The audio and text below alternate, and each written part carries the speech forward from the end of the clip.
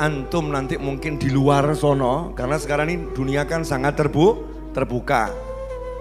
Ya, banyak informasi-informasi yang masuk itu menyebabkan akidah kita jadi bingung itu nanti. Tentang konsep dunia dan akhirat. Nanti jadi bingung. Saya pengen yang ngaku teman saya, belajar bareng sama saya, setelah mendengarkan ini tuntas, gak bingung lagi konsep dunia dan akhirat. Yang lain punya konsep yang lain, monggo sak karepmu, tapi ini yang saya terima dari guru-guru saya. Bismillahirrahmanirrahim. Malam hari ini kita ambil judul amalan akhirat untuk menggapai hajat dunia. Jadi menggapai hajat dunia dengan amalan akhirat. Saya akan menjelaskan insya Allah dalam waktu kurang lebih 50 menit konsep dunia dan akhirat. Jadi biar kita tidak gagal paham, biar kita juga tidak salah paham. Jadi ada yang gagal paham nih, artinya enggak iso paham. Ada yang paham tapi ternyata salah paham. Dunia itu punya banyak makna. Ya, dunia itu punya banyak makna. Kehidupan sebelum akhirat itu disebut kehidupan dunia. Kehidupan setelah dunia disebut akhirat. Gampang ya? Jadi kehidupannya ada berapa? 2. Kehidupan sebelum akhirat namanya kehidupan dunia. Kehidupan setelah dunia namanya akhirat. Yang lain itu nggak usah dibahas. Kehidupan di alam perut, kehidupan di alam dulu, mumet nanti. Karena jujur saja jenengan sama saya sama-sama udah lupa. Siapa yang ingat waktu 9 bulan berenang di perut ibunya? Ada yang ingat? Hari-hari bulan kelima misalnya, jam berapa tuh nendang perut ibunya, ada yang ingat? Apa yang dialami di sana ada yang ingat? Enggak ada yang ingat kecuali wali-wali Allah tertentu diberi Allah kekuatan mengingat. Ya, nabi-nabi Allah diberi kekuatan untuk mengingat. Tapi kalau kita ini jujur mawon, lawang yang tadi ba'dal maghrib saja ditanya, imamnya sholat maghrib rakaat pertama yang dibaca suratnya apa? Rakaat kedua yang dibaca suratnya apa? Jawabannya sepurunipun ingkang kathah supe. Mohon maaf ya, lupa. Itu yang jelas di dalam sholat berjamaah ya, bisa lupa yang dibacai imam, dengar dan khusyuk sampai manduk kadang ya. Tapi setelah salam ditanya, tadi rakaat pertama imamnya suratnya dibaca apa? Lali aku. Masih duduk ini mungkin ya, baru selesai at-tahiyat. Dan kadang-kadang kita jadi imam ditanya, imam tadi rakaat pertama dibaca apa? Lali aku. Ya, imamnya aja lupa, apalagi makmumnya. Kita akan bahas setelah kita lahir. Ya, setelah kita lahir, kita ini landing di suatu planet namanya bumi. Ya, planet namanya bumi. Jadi jangan artikan dunia itu bumi. Jangan artikan bumi itu dunia, ya terlampau sempit. Kalau bumi diartikan dunia, berarti matahari bukan dunia. Berarti rembulan bukan dunia. Nanti salah paham ya, paham. Singkatnya, dunia adalah kehidupan sebelum akhirat. Akhirat adalah kehidupan setelah dunia. Berarti dunia dan akhirat adalah nama sebuah kehidupan. Ya, nama sebuah kehidupan. Clear? Nah, berikutnya, dunia adalah Ini definisi lain, bukan tentang kehidupan. Dunia adalah makhluk apapun, ya, makhluk apapun yang kamu masukkan ke dalam hatimu membuatmu lupa kepada Allah. Ya, membuatmu lupa kepada Allah. Itu namanya dunia. Contoh, imam masjid. Dunia apa akhirat? Nanti dulu. Jenengan sholat di masjid, kebetulan jadi makmum. Ada imam. Nah, imamnya dimasukkan ke dalam hati. Judulnya dunia atau akhirat? Nanti dulu. Sabar. Jangan tergesa-gesa, tidak bisa diputuskan di situ. Allahu Akbar. Imamnya biar tahu. Kalau saya makmum yang paling khusyuk, biar saya dipek mantu. Biar saya diambil jadi anak mantu. Berarti ini jadi dunia atau akhirat? Loh, katanya sholat sama imam. Berarti imamnya sama sholatnya dunia atau akhirat? Lah kok bingung? Jadi segala sesuatu, apapun itu, ya apapun itu, perbuatan, diam, harta, benda apapun, kalau tujuannya bukan untuk Allah, namanya dunia. Clear? Jadi kalau tujuannya bukan untuk Allah, namanya dunia. Kalau tujuannya untuk Allah, dalam bahasa mudahnya disebut akhirat. Disebut akhirat. Jelas? Nah, sholat dunia atau akhirat? Nanti dulu. Segala sesuatu yang tujuannya bukan untuk Allah, namanya dunia. Yang untuk Allah namanya akhirat. Orang sholat dunia atau akhirat? Lihat dulu, innamal a'malu binniyat. Amal itu dinilai bergantung niatnya masing-masing. Apa itu amal baik? Jadi amal baik ini dilihat bergantung niatnya. Sholat baik atau enggak baik? Baik. Amalan dunia atau amalan akhirat sholat itu?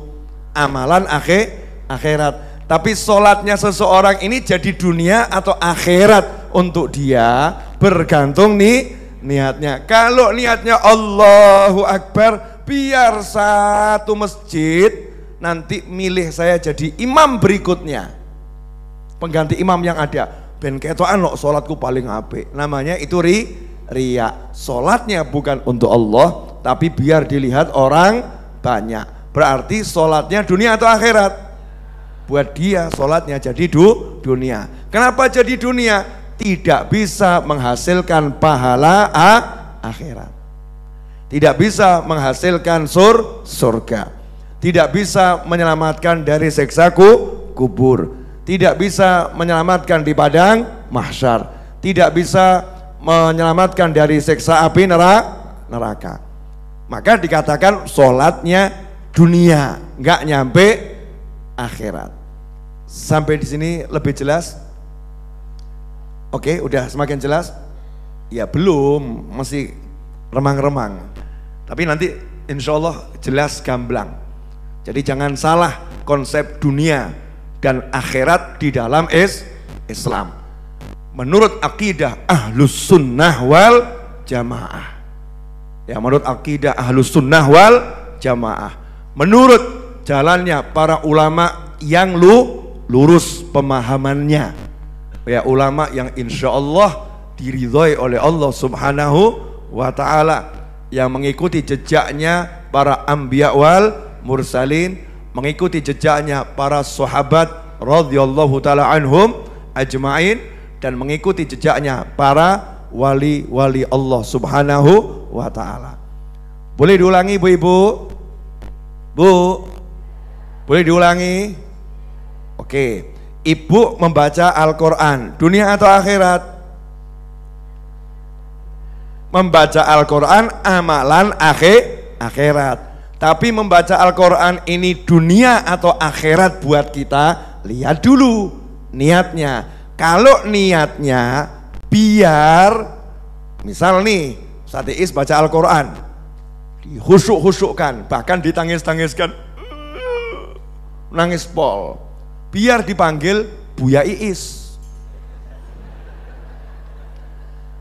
biar julukannya berubah dari Ustadz jadi Buya, biar punya pengikut, biar punya jamaah, biar tenar, biar punya kedudukan di hadapan manusia, biar dielu-elukan, biar diagung-agungkan.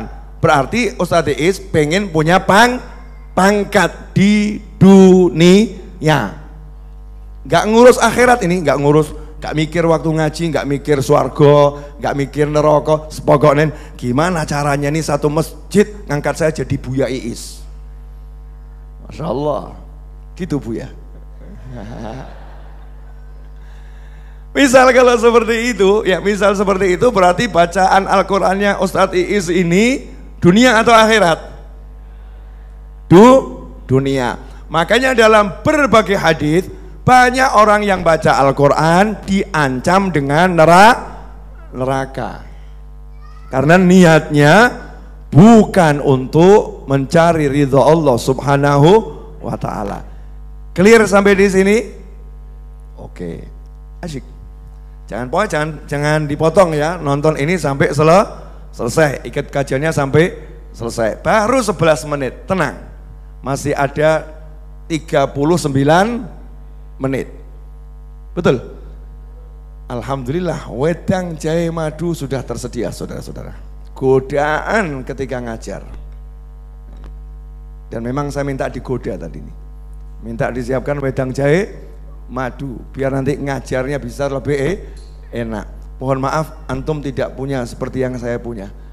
Malam hari ini terpaksa ada perbedaan di antara kita karena teman-teman belum mampu menyediakan ini untuk Anda semua. Jadi bukan salah saya. Lanjut. Saya tadi Buya Iis gitu ya. Buya atau Ustadz? Hah? Iis saja. Kamu nggak mau jadi Ustadz? Menolak pangkat. Menolak pangkatnya karena akhirat atau karena dunia nih? Lanjut boleh? Saya ngajar di Majelis Ar-Raudhah. Ya, subscriber channel YouTube 870.000. Banyak atau dikit? Banyak. Jamaah tiap Jumat tidak kurang dari 1.000 orang berganti-ganti. Ada yang istiqomah, ada yang ganti-ganti. Selalu ada wajah baru. Saya ngajar ini, perbuatan saya ngajar dunia atau akhirat? Akhirat. Ini amalan akhirat. Tapi ini jadi dunia atau jadi akhirat buat saya bergantung niat saya. Kalau niat saya pengen bu agung-agung no, kamu puja-puja saya, terus kamu caci saya, berarti saya ini mengharapkan pujian. Ya. Kalau niat saya itu pengen dengan begini biar nanti kalian jatuh cinta terus ngei duit kabeh mbak aku, ya terus duitnya mau tak buat foya-foya, ya buat foya untuk senang-senang, kesenangan saya. Dunia atau akhirat?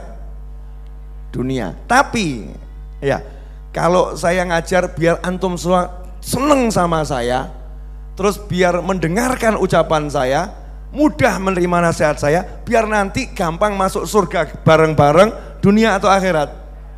Akhirat. Dan jenengan biar transfer ke saya, tapi hasil transferannya tak buat bikin kopi, buat nyugui tamu, buat nyugui yang cari ilmu, buat bayar pelunasan tanah, buat bangun majelis untuk santri weekend dan lain sebagainya. Dunia atau akhirat? Akhirat. Kenapa? Karena semuanya tujuannya itu untuk mendapatkan pahala di akhirat. Kan begitu ya? Nah yang tahu nih siapa? Hanya saya dengan Allah Subhanahu wa ta'ala. Karena ini sifatnya amalan hati yang berada di balik amalan akhirat. Karena itu kita tidak boleh, nah ini warning, tidak boleh memprasangkai siapapun yang melakukan amalan akhirat tujuannya untuk dunia, haram hukumnya. Contoh Ustadz Iis, ya antum buat contoh aja Ustadz ya, aman. Kalau contoh yang lain kan tidak aman ya. Ustadz Iis meninggalkan kampung halaman Probolinggo, Masya Allah ya, berada di Majlis Ar-Raudhah ya sekian tahun, ngaji di sini, zikir di sini, ngepel di sini, nyapu di sini. Ini semua perbuatan akhirat atau perbuatan dunia? Perbuatan akhirat. Kok Mas Abdurrahman ya kemudian dia ngomong, Ustadz Iis itu ada maunya, dia itu memang sok rajin biar bisa mengambil anak tetangga Majlis Ar-Raudhah. Misal begitu ya. Ini yang dilakukan Mas Abdurrahman haram tingkat tinggi. Kenapa? Karena dia berusaha menghakimi hati. Hati ini yang tahu hanya Allah Subhanahu wa ta'ala. Gak boleh. Tugas kita untuk orang lain yang melakukan amalan akhirat seluruhnya kita husnudzon. Termasuk contoh, ada orang kok kehidupannya itu foya-foya, dem-deman, edoan, edan-edanan, gak jelas, kelihatan maksiat luar biasa. Kok tiba-tiba dia daftar umroh. Umroh ini amalan dunia atau amalan akhirat? Akhirat. Lah kok jenengan kemudian buat status ya, capture orang itu lagi berangkat umroh fotonya, terus kasih tulisan, ya kasih itu tulisan. Tulisannya adalah pencitraan. Neraka awakmu. Kalau nggak tobat neraka itu, bisa-bisa gara-gara satu itu masuk neraka. Kenapa? Prasangka buruk kepada seorang muslim yang mau melakukan ibadah umroh. Zahirnya amalan akhirat ya udah prasangka baik, dia insya Allah ikhlas, insya Allah dia menemukan ya jalan bertobat, insya Allah diampuni semua dosanya. Jangan bawa tambahi, alah paling kau bali luweh edan. Gak boleh yang seperti itu. Sampai di sini jelas? Monggo diunjuk. Ya ini bahasanya dunia atau akhirat kok, atau abad, monggo.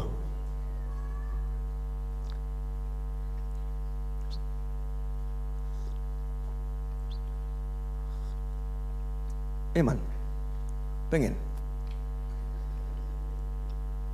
Ada waktunya man, ada waktunya. Insya Allah.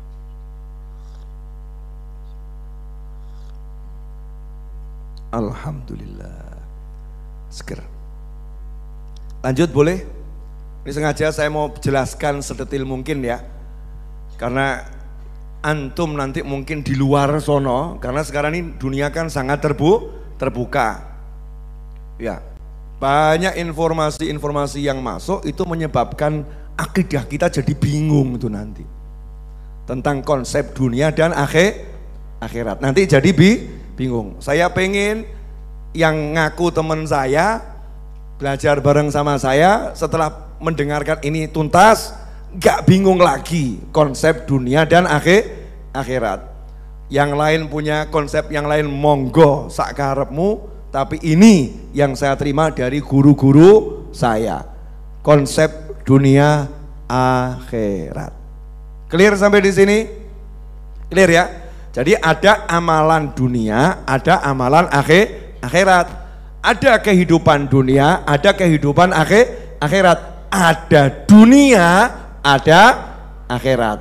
Ada berapa berarti ini? 3. Kehidupan dunia kapan? Sebelum mati. Kehidupan akhirat setelah mati.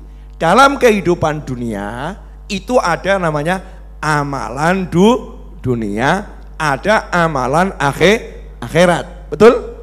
Nah, dalam amalan dunia ataupun amalan akhirat itu ada istilah dunia akhirat.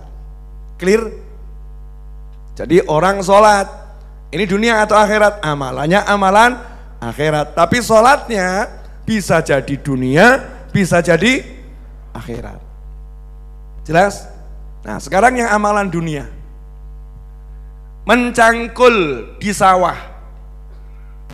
Amalan dunia atau akhirat? Amalan dunia. Amalan dunia. Di perempatan pegang sumpritan. Prit, prit, prit, prit, prit, prit, prit, prit, prit. Ya, membantu mengatur arus lalu lintas. Amalan dunia atau akhirat? Amalan dunia.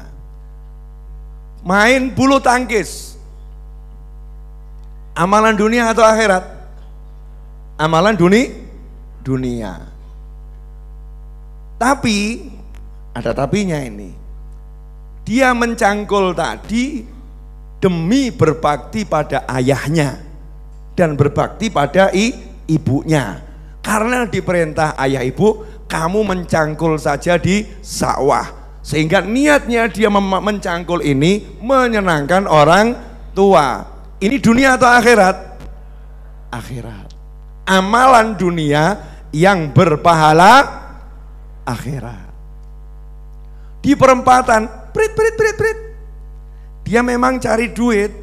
Siapa tahu ada dermawan yang kasih. Tapi di hatinya ada niatan yang kuat. Ada niatan yang kuat. Aku juga ingin membantu karena boleh. Ya dalam hati ini banyak nih niat. Selama itu baik semua. Ya. Kalau ada yang buruk akan mengurangi pahala. Dia punya niatan yang kuat, pengen membantu negara agar lalu lintas ini tidak macet. Yang sekolah sampai sekolah dengan cepat. Kalau ada orang sakit mau ke rumah sakit nanti nggak kena macet. Pertanyaan saya, ini amalan dunia, nilainya dunia atau akhirat? Nilainya akhirat. Asyik, udah mulai semakin clear ya, mulai semakin paham. Yang ketiga, ngepel, nyapu. Ngepel sama nyapu. Yang dipel, yang disapu bukan masjid, bukan musola. Ya bukan masjid, bukan musola. Dia ngepel, dia nyapu rumah. Ya, nyapu rumah. Ini amalannya amalan dunia atau amalan akhirat? Amalan dunia. Tapi dia ngepel nyapu ini untuk membantu pekerjaan istrinya, meringankan pekerjaan istrinya. Ternyata yang nyapu adalah suaminya, yang ngepel suaminya. Niatnya pengen meringankan istrinya. Cuci piring, amalan dunia atau akhirat? Dunia, betul ya? Isah-isah kalau kata orang Jawa ya, isah-isah. Nyuci piring, gelas, cangkir yang kotor, ya habis makan belum dicuci, itu namanya isah-isah. Nah itu isah-isah tadi itu, cuci piring dan lain sebagainya, amalan dunia atau akhirat? Amalan dunia. Tapi niatnya biar istriku gak capek, biar istriku bisa istirahat, untuk menyenangkan istrinya, ini suami yang melakukannya, dan untuk meringankan anak-anaknya, biar anakku bisa istirahat. Bapak yang model begini, ini amalan dunianya nilainya dunia atau akhirat? Nilainya akhirat. Salah satunya ayah saya. Ayah saya tuh dulu semasa hidupnya tiap malam isah. Kalau ditanya jawabannya, nanti ini insya Allah yang memasukkan bapakmu ke surga. Amalan dunia, bukan ngaji, bukan zikir, bukan wirid, bukan tahajud, cuci piring. Jelas? Oke. Berarti ya tentang masalah dunia dan akhirat itu tidak sekedar orang mengatakan jangan cari dunia. Ya, jangan cari dunia. Makna jangan cari dunia adalah jangan mencari sesuatu yang tidak menghasilkan pahala untuk akhirat, bukan jangan cari duit. Nah, ini salah. Seringkali ada orang keluar dari rumah mau cari uang langsung dibilang jangan cari dunia. Ada enggak yang model begitu? Padahal ini mau cari nafkah untuk istrinya, cari nafkah untuk orang tuanya, cari nafkah untuk anaknya. Dia cari duit untuk keluarganya, cari yang halal. Cari yang halal itu dunia atau akhirat? Akhirat. Jelas ibu-ibu? Sampai di sini jelas? Oke. Sekarang pertanyaan saya, bolehkah amalan akhirat untuk mendapatkan hajat dunia? Sabar sih toyo. Sabar dulu. Contoh, Mas Novel punya hajat dunia, mau beli rumah. Amin. Oh iya, tuku rumah terus gue raudhah ya. Semakin gede insyaallah. Masalah wal jamalah waridul inayah. Buya Iis, dia nggak mau disebut Buya, tua banget beb, saya nikah aja belum dibuya-buyakan. Buya Iis, dia itu punya hajat pengen beli mobil. Ini kan semuanya dunia ya. Lain kalau hajatnya umroh, itu namanya hajat akhirat. Haji, hajat akhirat. Beli mobil, beli rumah. Bentuknya dunia, kita nggak nanya niatnya ya, nggak nanya nih niatnya, bentuknya dunia.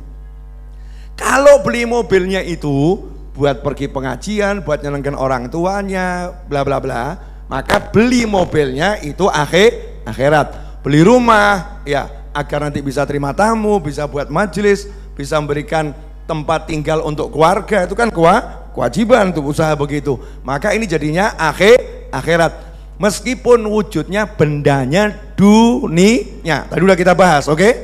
Sekarang caranya, kita nggak nyebut bendanya lagi, nggak menyebut niatnya, tapi caranya, ya caranya. Pengen beli mobil, nah disinilah banyak akidah yang rusak, yang mengatakan kalau beli mobil ya jangan pakai amalan akhirat. Beli mobil ya beli mobil aja, kamu kerja, kamu cari duit, ya nanti duitnya gunakan itu untuk beli mobil. Jangan gunakan amalan akhirat untuk tujuan dunia. Ini pendapat yang ngawur. Ya pendapat yang ngawur, karena ini sudah su'dzon tingkat tinggi kepada orang yang melakukan amalan akhirat ya untuk beli mobil. Paham maksud saya? Oke, contoh. Saya mau beli mobil. Tentunya pakai uang atau pakai doa? Pakai doa dulu. Namanya muslim tuh mau beli apa-apa ya pakai doa. Kamu mau makan tuh pakai mulut atau pakai doa? Suruh pakai doa dulu. Gak boleh pakai mulut dulu. Siapa yang makan pakai mulut dulu, gak pakai doa dulu, setan ikut makan bersamanya. Berarti makan pakai mulut dulu atau doa dulu? Doa dulu. Doa pakai mulut enggak? Pakai, artinya pakai mulutmu untuk berdoa, jangan pakai mulutmu untuk makan. Doa dulu baru makan. Betul? Ibu, hubungan suami istri, hubungan dulu atau doa dulu? Sebelah kanan ini mantan baru atau gimana ya? Jawabannya cepat ya. Doa dulu, baru hubungan intim, betul begitu. Keluar rumah, ya keluar rumah, jalan dulu atau baca doa dulu baru jalan. Masuk kamar mandi, doa dulu atau masuk dulu? Doa dulu. Jadi muslim ini konsepnya beda gitu loh. Konsepnya muslim untuk urusan apapun ya, urusan dunia apapun, konsepnya itu adalah amalan akhirat dulu, baru amalan dunia. Clear? Jadi jangan, wah nggak bisa Beb, kalau mau beli mobil ya Habib harus kerja. Ini jangan Habib mengandalkan doa. Lagi lah omongan racetok. Mau beli mobil kok jangan mengandalkan doa, andalkan cari duitnya, andalkan kerjanya. Ini konsep yang amburadul, ini kemusyrikan tingkat tinggi. Kenapa? Karena tidak boleh mengandalkan Allah. Sementara doa itu hubungan hamba dengan Allah. Ud'uni astajib lakum. Kalau kamu berdoa, artinya kamu lagi memanggil Allah. Kamu lagi meminta kepada Allah. Kamu lagi menerapkan qul huwallahu ahad. Kamu lagi mengharap pada Allah. Jadi kalau seseorang mengatakan jangan andalkan doa, maka orang itu lagi meniadakan Tuhan. Ngeri. Suruh ngandalkan apa? Kerja kerasnya, suruh ngandalkan pinternya, suruh ngandalkan usahanya. Sementara semua itu sifatnya makhluk yang lemah dan gak bisa apa-apa. Andalkan doamu, andalkan Tuhanmu. Kemudian bekerjalah seperti yang diajarkan Nabi Muhammad SAW. Selesai. Simpel loh. Ya, mau beli mobil jadi doa dulu atau duit dulu? Yakin. Tadi katanya duit. Sudah punya doa tapi nggak punya duit, beli nggak? Beli. Luang beli mobil itu kan prosesnya panjang. Nomor satu, cari dulu mobilnya apa. Kan nggak harus punya uang dulu kan? Kadang-kadang kita gagah datang ke showroom. Saya mau beli mobil ini. Maaf Pak, inden 5 bulan. Betul nggak ya? Oh iya, showroomnya aja kita punya duit, nggak punya mobil. Benar ya? Jadi kalau kita nggak punya duit, jangan takut untuk beli mobil. Cari saja mobil-mobil yang indennya lama. Masuk. Ya, satu itu. Yang kedua, mungkin mobilnya udah tersedia, tapi showroomnya belum tentu minta kita punya uang. Yang penting minatnya apa dulu Pak? Saya catat dulu. Ya, nanti kalau duitnya udah ada silakan datang. Kan begitu tuh, namanya sales. Bener nggak tuh? Nggak ada sales itu kalau ada orang datang punya duit nggak Pak? Nggak punya. Metuo. Orang ono. Nggak ada. Setiap sales harus memprasangkai setiap konsumen calon pembeli dan dia akan punya uang. Kalau dia nggak punya uang, diajari cara ngutang. Oh sales kok ya, betul nggak? Nah kalau sales aja pede kamu punya duit kok nantinya, masuk kamu nggak pede punya duit nantinya, padahal kamu punya Tuhan yang Maha Kuasa untuk berimu duit. Masya Allah, kemusikan macam apa yang ada dalam benak kita? Clear? Apa? Doa dulu baru duit. Walaupun punya duit, doa dulu. Jangan pernah mengandalkan usaha. Qul huwallahu ahad, Allahus samad. Ini syariat ya, ini syariat dan ini hakikat. Ya, dan ini hakikat. Syariat, hakikat jadi satu ya urusannya ini. Lanjut boleh? Bu, doa dulu atau nikah dulu?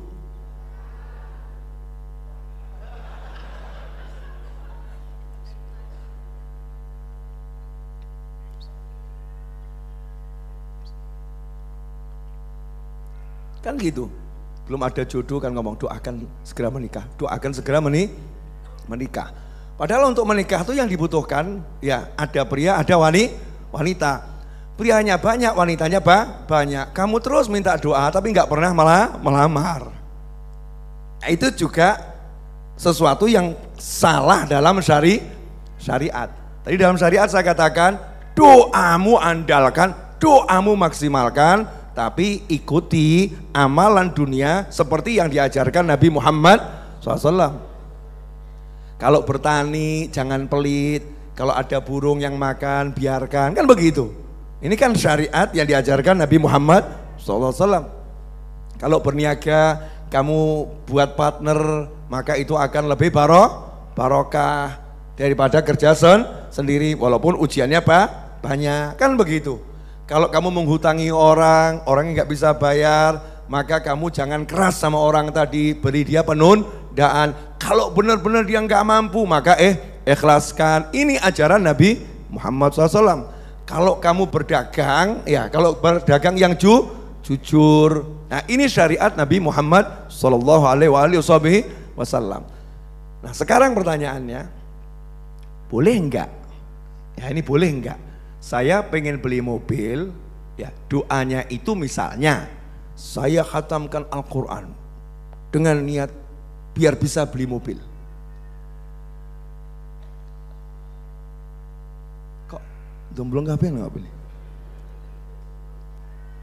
Saya khatamkan Al-Quran 30 juz, salah satu niat saya biar bisa beli mobil. Boleh enggak? Boleh enggak? Pertanyaan saya, apakah niat saya baca Al-Quran ini jadi dunia? Enggak. Niat saya baca Al-Quran enggak jadi dunia. Yang membuat jadi dunia itu tujuan beli mobilnya untuk apa? Jelas. Kalau tujuan beli mobilnya ini untuk akhirat, maka semua amalan saya entah dunia entah akhirat jadinya akhirat. Tapi kalau tujuan beli mobilnya untuk dunia, maka amalan saya entah dunia entah akhirat, maka itu jadinya nilainya dunia. Clear? Saya baca Al-Quran 30 juz, jelas toh dapat pahala, betul? Ya. Kemudian saya niat dengan baca Al-Quran ini nanti biar saya bisa beli rumah 30 lantai, boleh enggak? 1 juz 1 lantai, boleh enggak? Bukan cuman boleh, itu bagus. Itu bagus. Itu namanya tawassul dengan amal soleh. Itu namanya kita mengetuk pintu langit dengan amalan soleh. Clear?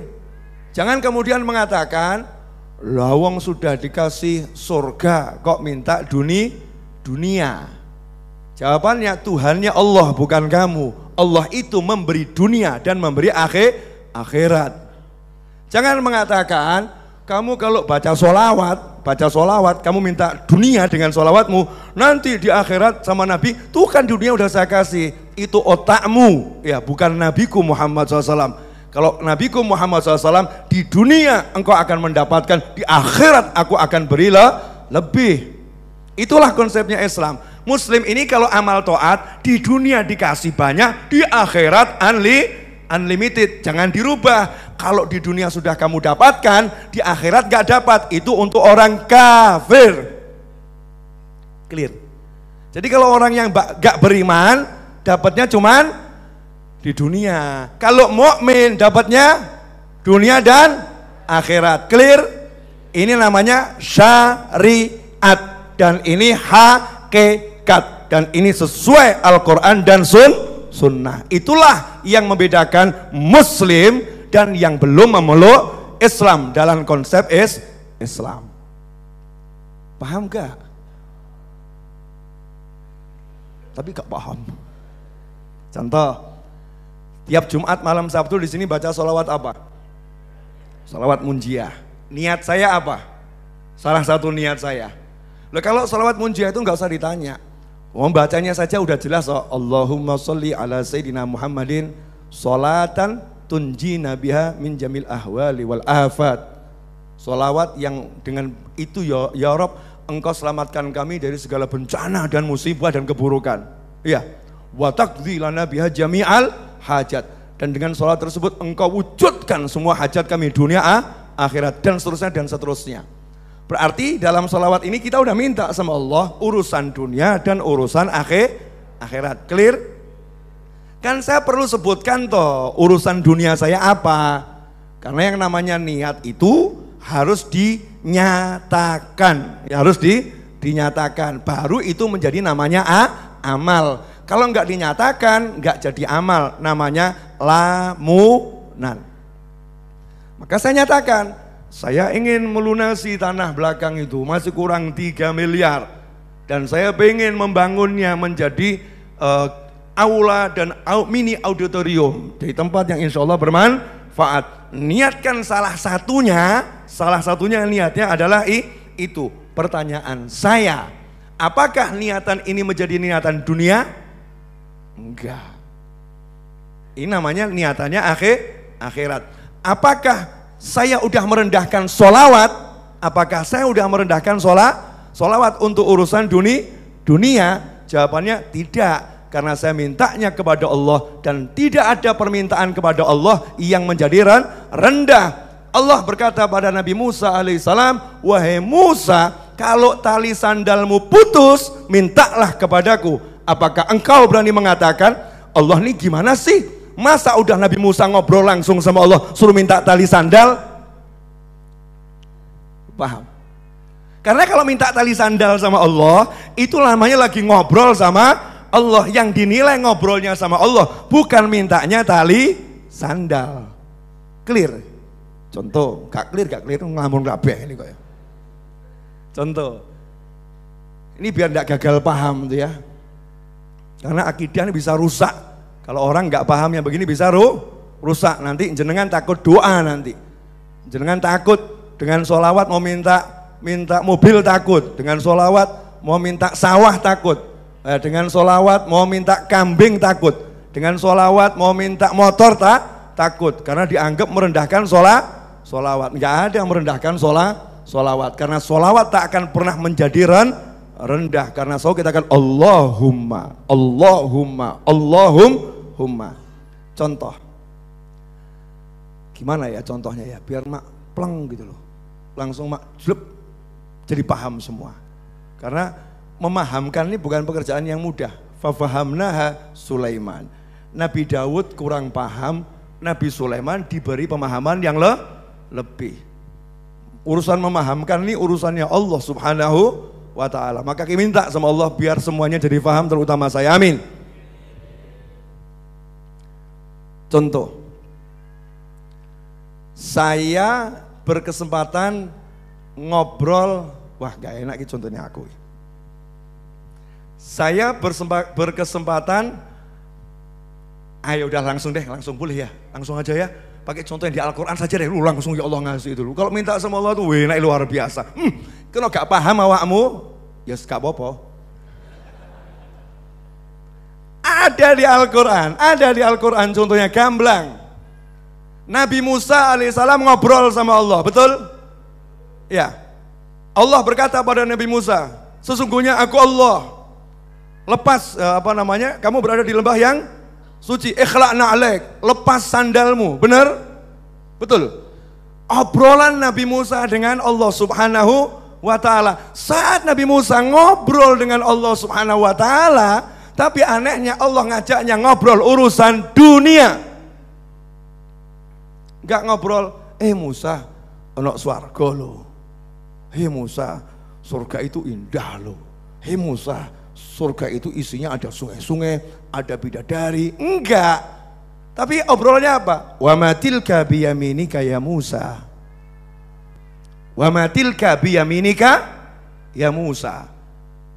Nabi Musa apa ngomong? Ya Allah, masa enggak tahu sih? Kurang ajar tuh gitu ya. Kalau ada orang mikir seperti itu kan naudzubillah min dzalik. Nabi Musa ya sami'na wa ata'na, ditanya sama Allah itu jawab saja, nggak usah kakek mikir. Jawabannya apa? Apa mengatakan ini tongkat kebesaran, para nabi harus punya tongkat, ini sunnahnya Anbiya. Apa mengatakan begitu? Enggak. Di tangan kananmu itu apa wahai Musa? Ini tongkat yang saya gunakan untuk kalau jalan itu bersandar. Saya gunakan juga untuk nggusah. Nggusah ini bahasa Indonesia apa ya? Ngusir? Bukan. Jadi bukan gusah, bukan ngusir. Maaf. Menghalau kurang pas apa ya? Mengarahkan ya. Untuk mengarahkan kambing-kambing saya dan untuk ngusir serigala kalau mau menerkam. Dan ini masih punya manfaat yang lain ya Allah, banyak manfaatnya. Pertanyaan saya, ini semua yang diobrolkan Nabi Musa dengan Allah dan diabadikan dalam Al-Quran, dalam ucapan Nabi Musa pada Allah Ta'ala, urusan dunia atau akhirat? Dunia. Apakah dengan begitu Nabi Musa menjadi rendah? Apakah dengan begitu Nabi Musa akalnya jadi turun? Enggak. Maka kalau kamu minta pada Allah dengan sholawat untuk urusan duniamu, bukan berarti kamu enggak berakal, justru akalmu sempurna. Clear? Kita ngejahit. Dah mau dalil lagi? Ya kadang kan ada yang nanya tuh, Bib, katanya baca sholawat, baca Al-Quran kalau untuk urusan dunia nggak boleh, Bib. Jadi merendahkan apa? Al-Quran, merendahkan sholawat. Nah kalau kamu minta sama Allah nggak boleh, terus suruh ngandalin apa? Ya suruh ngandalin apa? Justru kamu itu mau melakukan apapun minta sama Allah. Minta sama Allah itu diajarin caranya. Dalam hadis, kalau mau berdoa kamu sholat sunnah dulu 2 rakaat. Ya, kamu kemudian doamu pasti dikabulkan. Doanya minta apa toh? Ya namanya manusia hidup di dunia ya mintanya mungkin ada minta kambing, ada yang minta kucing ya, ada yang minta anak, ada yang minta motor, ada yang minta mobil. Hidupnya di alam dunia. Lah nanti kalau di alam akhirat, lucu loh. Di alam akhirat tuh di surga, kita tuh minta yang di dunia. Ya Allah, aku pengen yang seperti itu. Lalu seneng swarga kok ya. Cek pengen jagung loh ya, aneh tuh ya. Lu bener tuh nanti di surga. Ya Allah, saya kangen jagung bakar gitu. Boleh nggak? Boleh, dikasih sama Allah Subhanahu wa ta'ala. Itu bukan satu hal yang rendah. Karena nilainya bukan apa yang kamu minta. Nilainya bukan apa yang kamu minta, tapi obrolanmu dengan Allah Subhanahu wa ta'ala. Kan indahnya kamu nangis, Allahumma bit motor ya Rob. Iso nangis, kan luar biasa. Nah yang sementara yang satu bit motor, plak, artinya nggak nyambung sama Allah. Bit motor, transfer, artinya nggak nyambung sama Allah. Yang satu artinya nyambung terus dengan Allah Subhanahu wa ta'ala. Jelas semuanya? Alhamdulillah, 4 menit lagi selesai.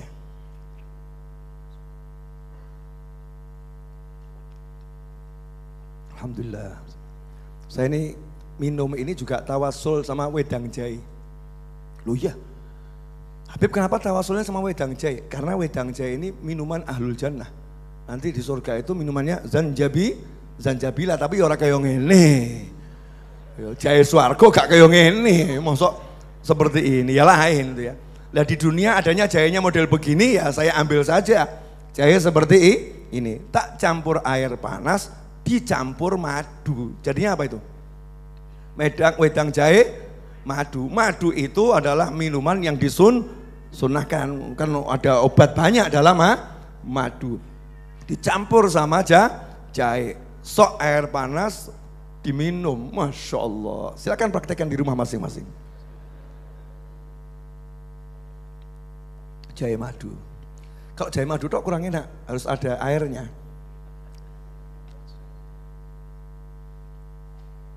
Alhamdulillah. Lanjut. Sampai di mana tadi? Jahe. Konsep dunia akhirat. Jadi jangan nanya lagi ya sama Mas Novel ini ya, Beb boleh enggak saya baca sholawat untuk urusan dunia? Ya, lah kamu hidup di dunia itu memang urusannya urusan dunia. Minta urusan dunia itu sama Allah. Cara minta kepada Allah itu namanya amalan akhirat. Berarti untuk menggapai hajat dunia memang kamu harus mengandalkan urusan akhirat. Urusan dunia itu hanya pantes-pantesan. Syarat memenuhi syariat hidup di dunia. Contoh, minuman ini bisa menghapuskan dahaga enggak? Enggak. Kita enggak boleh meyakini minuman ini bisa menghapuskan dahaga. Yang bisa menghapuskan dahaga hanya Allah. Cuman kalau enggak minum ya seret. Itu kan dunianya begitu ya, enggak minum seret. Maka ketika minum kamu baca bismillah, ya Allah tolong jadikan minuman ini menghapus dahaga, jadi sehat. Minta tolong sama Allah Subhanahu wa ta'ala. Itu yang kamu andalkan. Tapi usahamu harus benar. Usahanya ambil air. Bismillahirrahmanirrahim. Nanti insya Allah dahaga akan hilang. Lah ada orang itu yang sombong. Na'udzubillah min dzalik. Saya enggak percaya. Pokoknya yang namanya makan itu ya mesti kenyang. Gak ono yang mengenyangkan itu Allah. Makan dia sepiring gak warak, 2 piring gak warak, 3 piring gak warak, bingung. Ke dokter kasih obat, ya tetap gak iso warak, warak. Akhirnya gak bisa ngontrol berat badan. Gimana mau menjelaskannya? Tobat atau selesai? Jawabannya kamu tobat selesai. Wah, ada orang mengatakan, saya ini kalau yang namanya tidur, saya pengen tidur ya tidur. Enggak ono sing nurokke Gusti Allah ki sapa sing ngomong, ya gak ono. Wong kena kesel ya turu dewe, bahkan keturun gitu ya. Akhirnya sama Allah dikasih melek terus deh, gak iso turu. Apa penyakitnya namanya itu? Lah ya itu apa, gak paham aku ya. Kasih penyakit itu klik gitu ya, gak iso merem. Wah, ada yang disuntik ya, gak terdas. Makanya jangan pernah mengatakan ya amalan dunia ini adalah suatu hasil pasti, enggak ada. Amalan dunia itu hanya syarat yang harus dijalankan. Kalau amalan akhirat sesuatu yang pasti harus kita andalkan. Jelas ibu-ibu? Ibu. Jadi kalau suaminya baca sholawat pengen punya rumah, ibu jangan nyinyir ya bu. Pak, kamu itu kok sholawat buat beli rumah tuh loh Pak. Buat beli rumah itu duit. Ya bukan sholawat gitu ya. Ya untung suami ini ya waras. Ya bu, betul. Gitu kan aja bu? Betul. Kamu tuh sudah sholawat mulia, minta Allah, minta Rasulullah, cinta Allah, cinta Rasulullah. Barangku kok jaluk duit. Ya jaluk duit, jaluk omah. Kamu kok merendahkan martabatmu di hadapan Nabi. Masa di hadapan Nabi kamu minta rumah? Baca itu loh sejarahnya sahabat radhiyallahu taala anhum ajmain. Sahabat tuh ketemu Kanjeng Nabi yang bahas gak duit yang ngomong, betul nggak? Ya Rasulullah, saya nggak punya uang buat bayar utang. Gimana caranya? Ya minta sama Nabi Muhammad sallallahu alaihi wasallam. Di hadapan Nabi kok kamu bahas onta, mau beli onta atau mau beli kambing. Ya memang kita mintanya sama Allah lewat Nabi Muhammad SAW. Lebih ini makhluk yang paling mulia, Kanjeng Nabi Muhammad SAW. Jadi bukan satu hal yang salah, justru suatu hal yang benar. Jadikan amalan akhirat untuk menggapai hajat-hajat dunia. Itulah yang diajarkan Habib Kiai dari zaman dahulu sampai hari ini. Makanya kalau santri punya hajat, kiainya nyuruh ngapain? Saya kan hidup di pesantren cukup lama ya. Walaupun cuma 6 bulan. Tapi kan ngengernya sama Habib Ani 10 tahun. Kalau ada santri yang sakit di Dalwa itu ya, gak usah dibahas, diperiksa puskesmas tuh gak usah dibahas. Tapi itu bukan andalan, itu kan syarat pantes-pantesan hidup di dunia. Kelayakannya ya begitu. Tapi apa yang diandalkan? Mari kita bacakan sholawat tibbil kulub untuk saudara kita ini fulan yang lagi dirawat di rumah sakit. Bacakan 1000 kali. Sak pondok yang bacakan. Yang diandalkan sholawat. Abu Ya Habib Hasan Baharun waktu mau bangun universitas itu, saya ngalami sendiri. Terang-terangan, saya nggak punya uang ini, nggak punya uang. Adanya tanah pondok ini. Kita akan bangun di sini universitas. Hari ini peletakan batu pertama. Semua santri masuk, bacakan Al-Fatihah. Semoga Allah jadikan bangunan ini selesai dengan cepat. Al-Fatihah, satu orang semua baca begitu. Masuk satu orang. Terus bicara gitu ya, ngomong. Coba kamu ngomong, itu gimana sih? Udah dapat Al-Fatihah, dapat Allah kok mintanya universitas dulu ya. Mintanya universitas. Al-Fatihah itu kan umul kitab. Mosok mintanya universitas, kan udah dapat Allah Subhanahu wa taala. Memang kita disuruh begitu. Untuk hajat duniamu itu tawassul lah, mintalah sama Allah dengan amalan-amalan akhirat. Contoh, saya itu sebetulnya kalau mau nerangkan pakai kitab itu ya gampang. Contohnya turah-turah.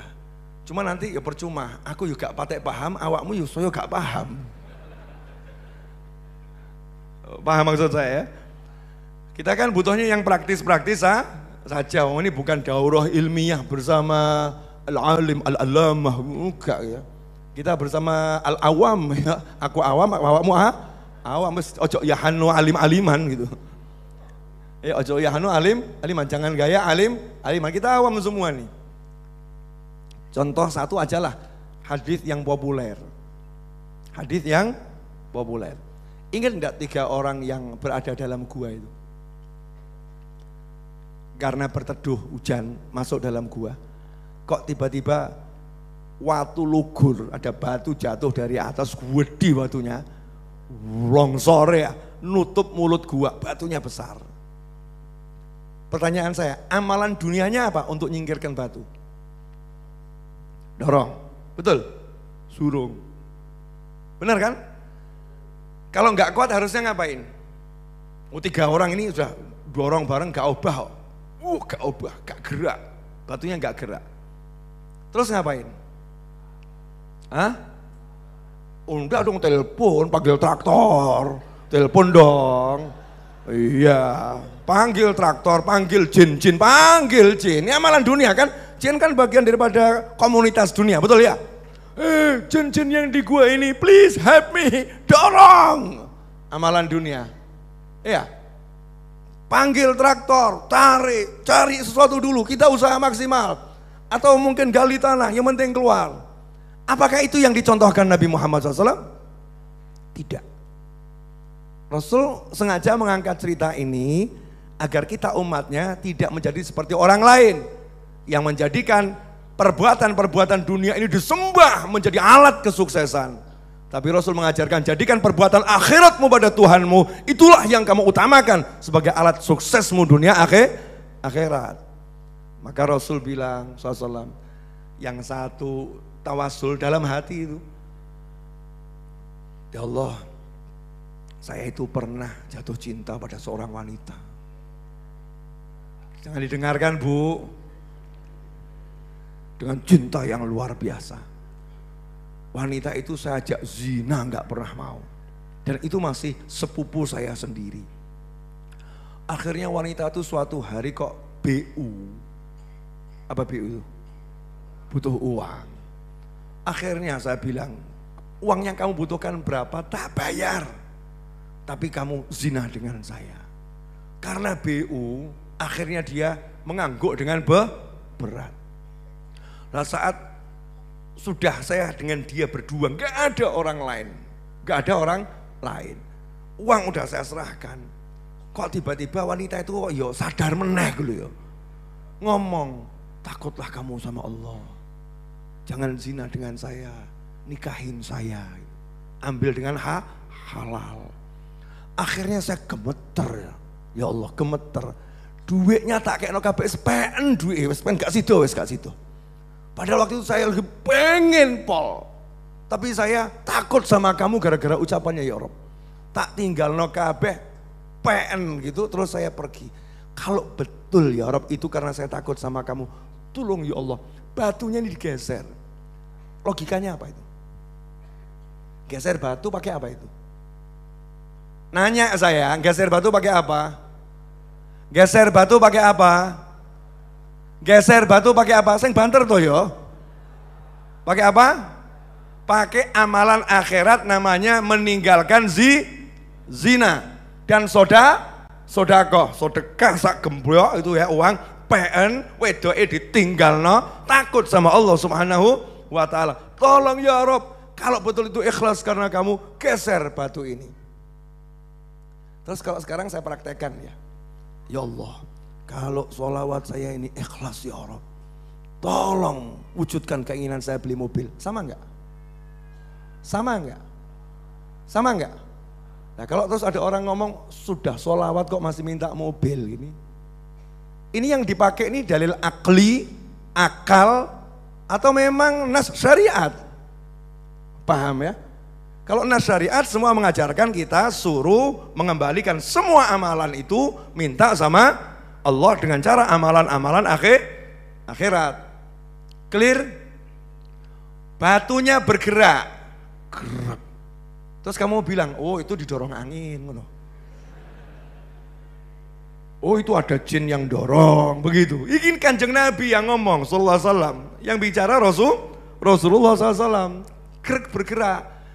Digerak wong telu gak obah gitu ya. Lah kok ngebatin tawassul dengan amal soleh geser. Yang satu kok ndelok kok obah lah apa ono? Lah aku tawassul be amalku. Oh gitu iya. Saya tak iling-iling opo sing ikhlas. Rupanya nih setiap orang cari amalnya ikhlas bingung. Kan sing ikhlas gitu. Gak ketemu yang ikhlas nih gak ketemu. Akhirnya yang satu angkat tangan. Ya Allah. Obah gerek dapat ikhlasnya nih satu. Saya ini seorang pengusaha. Satu hari karyawan saya itu ada yang berhenti kerja. Gajinya itu belum saya bayarkan. Akhirnya saya simpankan gajinya. Nah karena dia nggak ambil gajinya saya ikut sertakan dalam modal. Saya belikan kambing.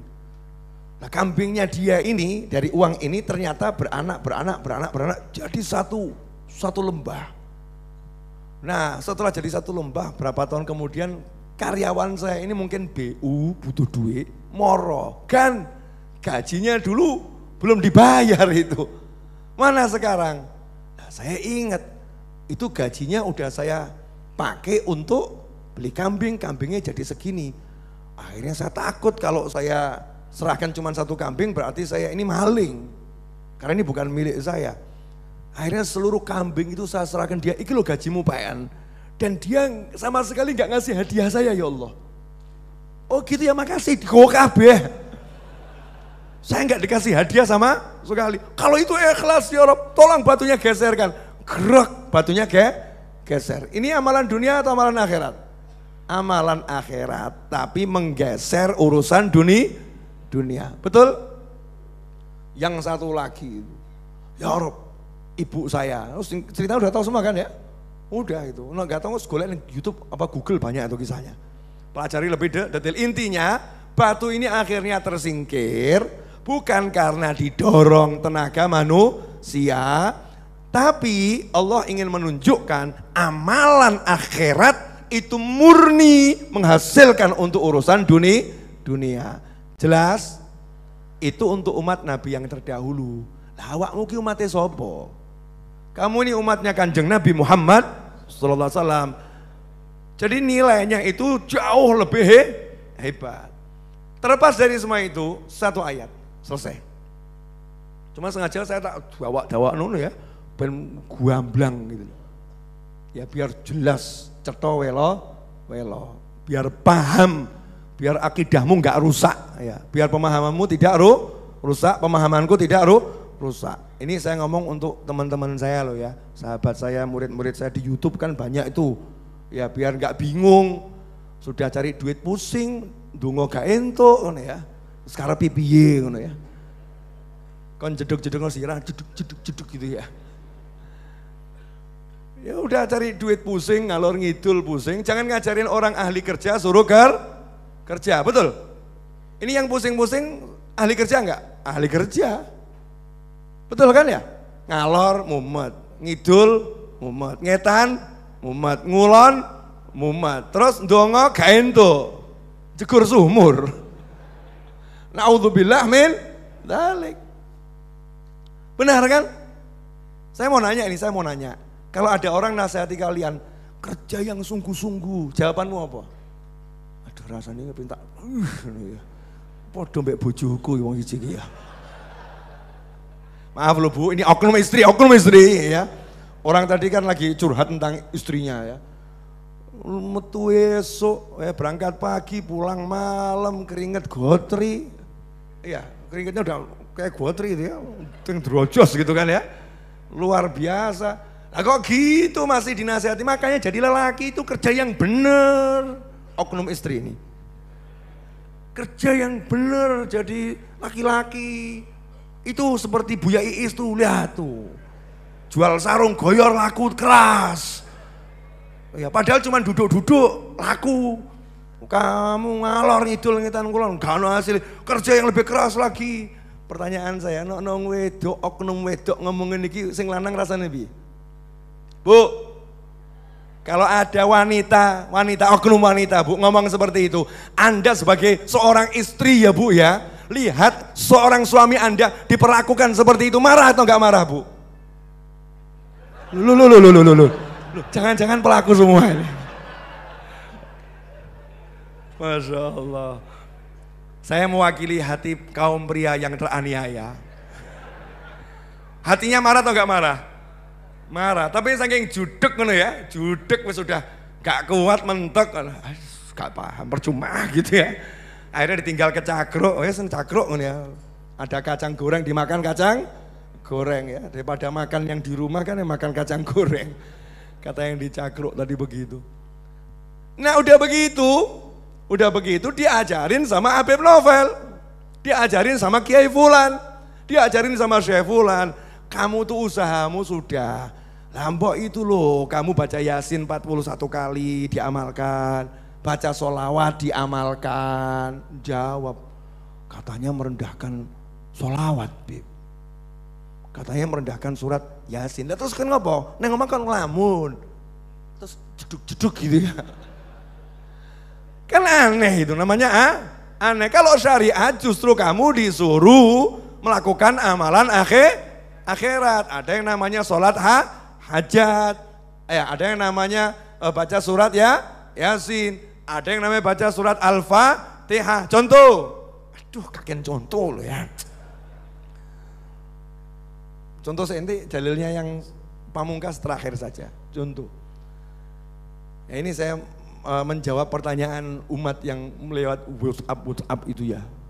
Ya apa namanya, itu pada pusing kok, Bib katanya ada yang ngomong nggak boleh, Bib katanya ada yang ngomong nggak boleh. Saya ngomong ya sopo ngono ya, gumun aku. Wong solawat ape-ape kok gak entuk gitu ya. Solawat tuh baca, yang nggak solawat itu loh, yang nggak solawat itu dinasihati biar solawat. Yang solawat suruh lanjutkan baca solawatnya.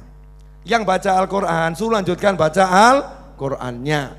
Yang sodako suruh lanjutkan sedekahnya. Karena tawasul kan macam-macam, ada dengan tahajudnya, ada dengan puasanya, dan sedekahnya, dan lain sebagainya. Contoh, dalam Sahih Bukhari, janjinya cuma 50, ini tambahnya kok banyak ini. Tambah dikit boleh? Saya malam ini izin loh, saya enggak nemoni tamu, tak leren aku kesel. Ya, karena besok saya mau nyupir, ya mau nyupir ke Surabaya. Kemarin 2 majelis saya terpaksa izin, nggak bisa hadir. Untuk teman-teman di Gresik, saya mohon maaf yang sebesar-besarnya. Waktu kemarin saya nggak bisa hadir malam Jumat sama malam Kamis tuh ya, nggak bisa hadir di 2 tempat di Gresik. Ya. Karena memang badan saya betul-betul nggak kuat, suaranya gitu ya. Terus kan tekok gitu gak bisa keluar. Jadi saya istirahat biar tugas-tugas selanjutnya bisa dilaksanakan insya Allah, termasuk tugas malam hari ini. Di Sahih Bukhari, singkat cerita, Anda semua ingat ceritanya kok. Ada kepala suku musyrik, pol-polan toh, non muslim, ya non muslim, anti Islam. Itu memang begitu kisahnya, non muslim, anti Islam. Ini oknum ya, oknum non muslim yang anti Islam. Sahabatnya Nabi datang ke sana, minta makan lapar, nggak dikasih, karena anti itu nggak dikasih. Kalau di Indonesia kan alhamdulillah harmonis semuanya itu apa namanya gotong royong, lakum dinukum walidin. Prinsipnya kan begitu, menghormati kebebasan setiap orang menjalankan ibadah sesuai dengan agama dan kepercayaan masing-masing. Gak ngurus gitu ya. Dirinya sendiri, yang penting sama sesamanya baik. Alhamdulillah di negara kita ini berjalan dengan cakep. Nah ini dulu ada sahabat di masa lampau ya, di zaman Nabi SAW, masuk ke satu kampung yang non muslim anti Islam, oknum nih kepala sukunya nih. Sahabat minta makan gak dikasih.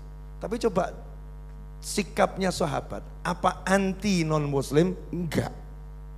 Nah ini tiba-tiba kepala sukunya disengat kalah jengking padang Sahara, lumpuh seketika.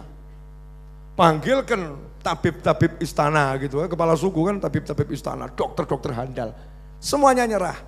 Nah kepala suku ini kan namanya kepala suku kan ya pinter ya, oh gak pinter gak jadi kepala suku. Kepala suku itu ya sakti, gak sakti gak jadi kepala suku. Dia ngomong sama anak buahnya, itu tadi yang minta makan itu mereka orang-orang yang punya sesuatu, wajahnya itu menunjukkan punya sesuatu. Samperin mereka, suruh ngobatin saya. Berangkat, ini lihat nih, gak gengsi ya, tadinya wanti ya, tadinya gak mau ngasih makan, tapi ketika butuh ya gak gengsi, ya gak gengsi. Moro, apakah di antara kalian ada yang bisa ngobatin kepala suku saya? Salah satu sahabat jawab, saya bisa, tapi ya transaksional dulu, wani piro. Kan jasa, artinya jasanya ini diberikan oleh sahabat bahkan kepada yang anti, ya kepada yang anti, yang memusuhin, dikasih jasanya karena butuh. Ini pengobatan. Jadi dalam urusan medical ya, nggak ada yang namanya gue no gak bolong be aku juga tak obati, nggak ada. Kemanusiaan itu harus dijunjung tinggi. Itu ajaran Nabi Muhammad SAW. Saiki kadang gak, koncone alirannya beda titik ngono ya, wis ben ngrasakno. Masya Allah, ngelus dodo ya. Naudzubillah min, ini oknum-oknum dulu ya. Nah, subhanallah, sahabat ini berangkat. Perjanjiannya tuh kalau nggak salah ada banyak riwayat sih, di antaranya 100 ekor kambing. 100 ekor kambing kalau sembuh. Oke, kalau sembuh 100 ekor kambing. Deal. Lah yang lain kaget. Iki nok nganti gak iso mati. Bisa dikeroyok sak kampung ini. Resikonya besar nih. Terus ini juga bukan tabib, ini bukan dokter, kok berani-berani bilang saya bisa itu loh. Ngapain dia? Nggak lama balik bawa 100 ekor kambing. Bawa 100 ekor kambing. Ayo sembelih satu, oh enggak mau, ini kamu enggak jelas ini dari mana ini? Dari mana ini kamu dapatnya? Dari orang kafir, non muslim, anti Islam. Kamu apakan? Tak wacano Al-Fatihah. Kamu jadikan Al-Fatihah untuk ngambil uang dari orang kafir. Moh. Enggak mau, sahabat takut ini ya. Takut ini artinya mengambil upah dari membaca Al-Fatihah ya, dan upahnya minta dari orang yang anti Islam. Khawatir kalau salah. Tapi yang satu tadi yang sudah bacain, nah kalau kamu tidak mau saya mau. Tak pangan dewe karepmu aku luwe ya. Silahkan yang mau lapar silahkanlah lapar. Sahabat itu ya manusiawi gitu, guyon gitu kan. Yang bertahan dengan idenya ya bertahan, sekuat-kuatnya seposo sampai Madinah. Sampai Madinah ya, ini yang enggak makan lapor kepada Nabi Muhammad SAW. Ya Rasulullah, itu loh fulan itu. Tadi begini. Terus dia makan begitu. Dipanggil sama Nabi Muhammad SAW. Betul yang disampaikan temanmu. Betul ya Rasulullah. Terus kamu apakan kepala sukunya? Saya bacakan Al-Fatihah tak sempurna. Oh ya, bacaan Al-Fatihah tak sempurna. Rasulullah ketawa ya, terus bahagia. Kalau kamu tuh kok tahu-tahunya, kalau Al-Fatihah bisa dibuat nyembur begitu ya. Bisa buat nyuwuk kalau bahasa kita ya. Kok kamu tahu-tahunya? Sini saya juga minta kambingnya gitu. Nabi Muhammad SAW juga minta jatah. Sini saya minta kambingnya. Kenapa? Lah guru saya ngajari kok ya. Jadi guru tuh walaupun gak ikut praktek dapat hasil gitu loh. Paham kan? Paham enggak? Jadi guru tuh gak usah ikut praktek tapi dapat hasil. Itu namanya murid yang baik. Lah murid yang pedut al-pelit wal bakhil, muridnya itu berhasil, jawabannya, guru saya gak ikut kerja masa mau terima hasil. Ini al-bakhilu wal petutu ya. Dari kisah ini kan jelas, menggunakan bacaan surat Al-Fatihah untuk mengobati pasien yang sakit. Ini urusannya sakit, urusan dunia. Itu diperintahkan oleh Nabi dengan takrir. Kamu kok tahu? Takrirnya apa? Bawa sini kambingnya, saya juga minta. Artinya Nabi juga, yes ini bagus, ini oke, lanjutkan. Apakah kamu berani mengatakan, sudah punya Al-Fatihah kok masih minta kambing? Paham maksud saya? Nah sahabat lapar butuhnya kambing kok suruh minta surga. Karena surga udah pasti dapatkan, gak usah dibahas, itu akhirat. Iku untuk yakin nanti semua dapat. Tapi ini di dunia aku urip ning donya, butuh duit, butuh omah, butuh wedhus kalau zaman sahabat. Sekarang kamu butuh motor, butuh mobil, butuh macam-macam. Ini di dunia, di akhirat enggak usah mau bahas jannah, swarga. Yakin loh, tapi kan butuh mangan awakmu. Jangan nanti ngomong sama istrinya, "Dek, ya. Nanti makannya di surga saja ya." Koplak. Ya Bu ya. Ya jawaban, Dik, ayo kita sholat malam biar besok ke pasar dapat rezeki yang banyak dan barokah. Nah swarga ini Mas, mesti toh gak usah bahas. Allah tuh mesti paham, siapapun berbuat kebajikan sekecil apapun akan mendapatkan balasannya dunia akhirat. Kalau untuk mukmin tuh nggak ada urusan dipisah-pisah. Kalau udah dapat di dunia nggak dapat di akhirat. Itu sapa sing ngomong ngono kuwi? Itu untuk orang kafir. Kalau untuk muslim mukmin dapat dunia dan akhirat. Itu konsepnya Islam, bukan Al-Qur'an, bukan hadis Nabi Muhammad SAW. Mosok ngono dadak dijelasno detil ngono kuwi ya. Oke? Apa? Satu dalil pamungkas. Mungkin bolak-balik diwacana mbek khatib Jumat tuh gak paham-paham. Ittaqullah haqqa tuqatih itu kan ya. Terus kalimatnya wa man yattaqillaha yaj'al lahu makhrajan wa yarzuqhu min haitsu la yahtasib. Siapa bertakwa kepada Allah yaj'al lahu makhrajan wa yarzuqhu min haitsu la yahtasib. Siapa takwa sama Allah, maka dia Allah akan senantiasa memberinya jalan keluar, solusi, plus wa yarzuqhu, plus memberinya rezeki min haitsu, dengan cara dari cara la yahtasib, yang enggak pernah bisa dia perhitungkan. Jadi dengan takwa masalahmu selesai, rezekimu dikasih. Lah masalahmu ini di dunia apa di akhirat? Yang dibahas ini loh, yon dunia akhirat. Masalah akhiratmu beres, masalah duniamu beres. Kalau kamu punya masalah sama istri, ojo kakean mbok nasehati, tinggalan diluk sholato sing wakeh, tobat, Allahumma tobat sama Allah Ta'ala. Berkat tobatmu ngerti-ngerti bojomu sujud, Mas, maafin aku ya Mas. Loh ada yang itu loh, kan saya pernah ngasih ijazah kalau kelangan barang, maksudnya lupa naruh barang di mana, bacakan Fatihah untuk Sayyidina Ibrahim bin Adham gitu. Nanti insya Allah Allah akan menjadikan barangnya itu teringat di mana. Ya, akan teringat di mana. Kemarin ada yang nanya sama saya, Bib, lah kalau istri saya lupa jalan pulang, Bib, boleh enggak tuh Bib ijazahnya dipakai untuk apa, mendoakan istri biar ingat jalan pulang ben gelem balik loh Bib begitu ya. Oh boleh, laksanakan. Akhirnya dibacakan sama dia. Terus hasilnya gimana? Alhamdulillah Bib, balik Bib begitu ya.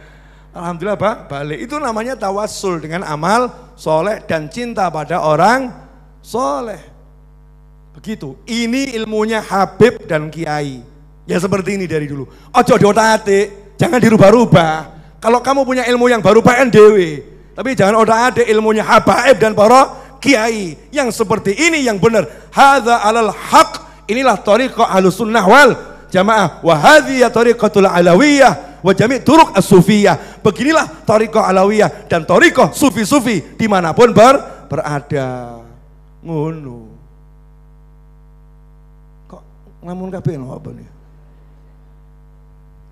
Bib katanya kurang sehat, kok seger. Lu saya kalau megang mic seger, nanti kalau micnya ditaruh lemes lagi. Nggak tahu nih mic ini ada apanya, wallahu a'lam. Bisa membuat saya jadi seger. Jelas semuanya? La